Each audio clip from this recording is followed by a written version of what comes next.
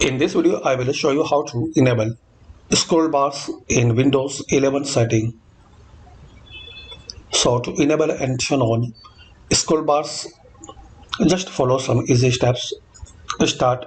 So firstly click on Start, then Settings. Now Accessibility. Now here click on Visual Effects. Now guys, here you will see first option, always show scroll bars. So to turn on and enable, just select this option to on position. So just you have to select this setting to on.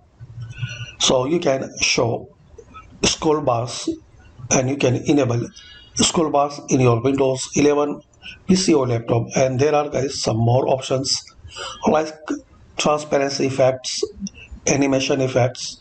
So you can make it on or off by selecting on or off these all options. If you want to make fast your PC or laptop, so just turn off this both option.